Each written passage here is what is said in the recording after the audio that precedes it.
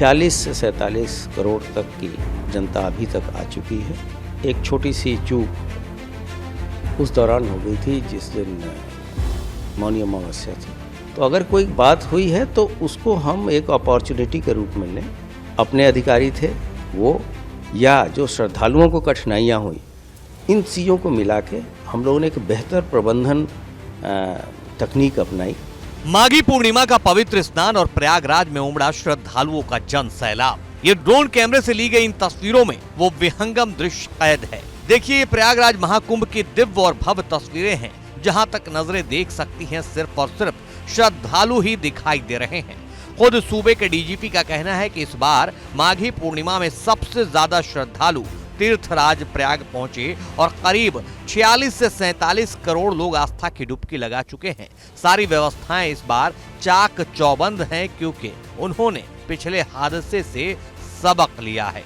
महाकुंभ 2025 का ये 5वां स्नान है और आपने सही फरमाया कि जो 3 अमृत स्नान थे उसके अतिरिक्त ये तीसरा मुख्य स्नान है। इसके बाद से महाशिवरात्रि का भी स्नान होना बाकी है। आपने देखा होगा कि एक छोटी सी चूक उस दौरान हो गई थी जिस दिन मौनी अमावस्या था। उससे सीख लेके हम लोगों ने और बेहतर प्रबंधन कैसे किया जाए। प्रबंधन की एक टेक्निक है कि बिल्ड बैक बेटर, मतलब पहले से और बेटर करें। तो अगर कोई बात हुई है तो उसको हम एक अपॉर्चुनिटी के रूप में लें और जो कम्युनिटी को का फीडबैक इंक्लूड करके हम चीज़ों को और बेहतर बनाएं। तो इसमें जो हमारे अपने अधिकारी थे वो या जो श्रद्धालुओं को कठिनाइयाँ हुई, इन चीज़ों को मिला के हम लोगों ने एक बेहतर प्रबंधन तकनीक अपनाई और जिसका परिणाम है कि इस महाकुंभ में अब तक सबसे ज़्यादा लोग 46 से 47 करोड़ तक की जनता अभी तक आ चुकी है और आज के दिन भी 1 करोड़ 30 लाख लोग अभी तक स्नान 10 बजे तक कर चुके हैं। प्रशासन के लिए न सिर्फ संगम नगरी प्रयागराज में महाकुंभ की व्यवस्था संभालनी बड़ी चुनौती है, बल्कि महाकुंभ में आने वाले देश भर के तमाम श्रद्धालु अयोध्या और उसके आसपास के तीर्थ स्थलों पर भी दर्शन के लिए पहुंच रहे हैं। उन्हें संभालना भी जरूरी है। डीजीपी प्रशांत कुमार से ही सुनिए। प्रयाग के अलावा हमारा विशेष ध्यान चित्रकूट, मिर्जापुर विंध्याचल मंदिर, वाराणसी का काशी विश्वनाथ कॉरिडोर, अयोध्या के राम टेम्पल, सभी पे बराबर तरीके से है क्योंकि अधिक से अधिक श्रद्धालु यहाँ स्नान करने के बाद, प्रयागराज में स्नान करने के उपरांत ये लोग इन गंतव्य स्थलों पर जाते हैं और वहाँ रास्ते में इनके साथ कोई असुविधा न हो, कोई घटना दुर्घटना न हो, इसके व्यापक प्रबंध किए गए हैं।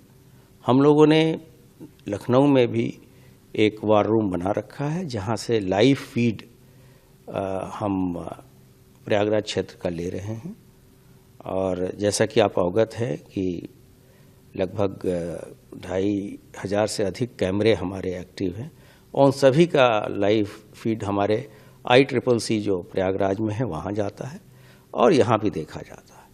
कोई भी निर्देश अगर यहाँ से देने होते हैं हम लोग ICCC को देते हैं।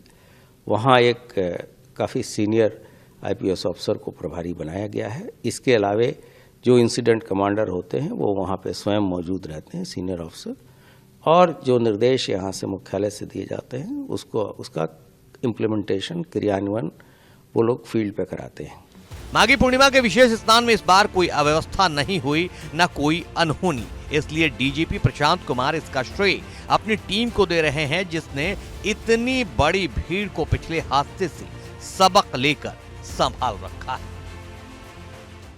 तो ये जो बेहतर प्रबंधन और भीड़ नियंत्रण के बारे में जो प्रबंधन किए गए उसका ये सुखद परिणाम है कि चीज़ें बहुत ही व्यवस्थित और सुनियोजित तरीके से भीड़ होने के बावजूद चीज़ें चल रही हैं।